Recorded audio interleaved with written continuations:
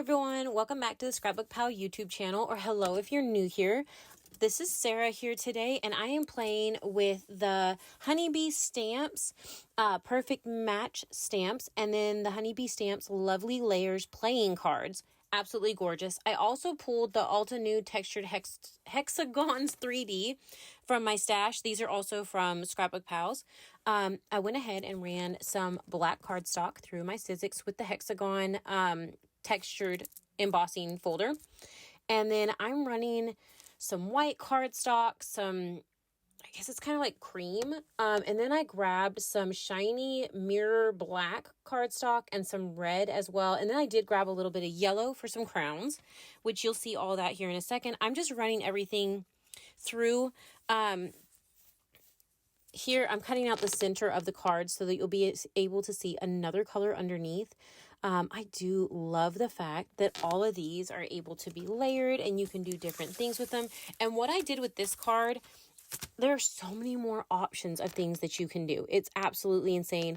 I personally, this probably sounds horrible, but I personally try not to watch other people's videos until I've actually got to play with the dies and stuff first. Like, I will look at the products, but I won't watch the videos of others' designs until after I have created with it. So after I made this, I watched so many videos made with these dies, and there are so many options of beautiful things that you can do. So, yes, make sure you watch, for more videos and everything like that in the future. So I cut out the crowns. I went back with the same red mirrored cardstock that I used for my hearts, and I actually cut it again with the crowns because there's a little band that will go across them.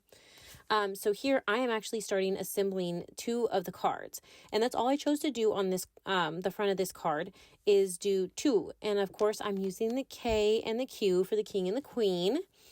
And I'm going to go ahead and add those down there. And this is mirror cardstock, so I tried really, really hard not to get any kind of glue or anything on the front because it would all show. I'm adding the hearts. I only do 1 on the king because I put it behind the queen layered here in just a second, and you'll see that. So there wasn't a point in putting 1 down at the bottom because it would not be shown. Here I am trying to mess with the little strips that go on the crowns and add them down. They kind of fought with me a little bit there, but it's okay. But here is my background. Now this step could have probably been left off after the fact, but I grabbed my sticky mat and then my distressed oxide and black soot, and I went around the edge of this. Really, in the end, you couldn't really tell, but it's okay. You live and you learn. Then I also grabbed my distressed Spritz in Fossilized Amber and splattered the front of this. I love the gold pop out there. I kind of splattered on top of the cards as well. I went ahead and grabbed my 3D foams squares out of my drawer and went ahead and popped the king up. I glued the queen to it and then went ahead and started popping it up as well. And so I'm going to go ahead and add some glue since the hexagon textured background is quite textured. I wanted to make sure to use a liquid adhesive to make it stick better. And then I'm going to add the crowns on top of the cards as well.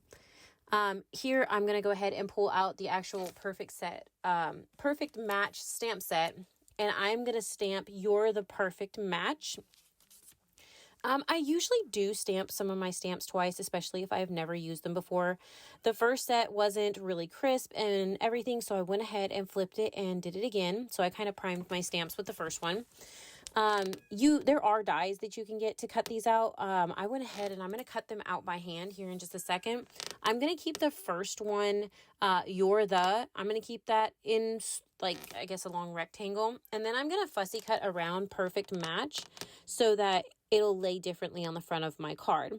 So here I'm making sure that I cut around the way I wanted to. And I'm going to use liquid glue again to go ahead and actually glue this to my card, so that liquid glue does hold it where it needs to be. And then I am going to grab some more of my 3D foam here, and I'm going to pop up and then I'm going to nestle in the Perfect Match right underneath it. I'm going to add some more liquid glue here to go ahead and make sure that stays where I want it to. And that finishes this card. These dies and stamps are absolutely amazing. I can't wait to play with them more, so hopefully you'll see more of that before too long.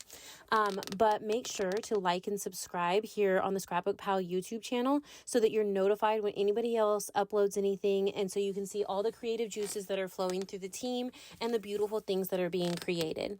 So I really hope that you enjoyed that. Check out the links below and have a great day. Bye!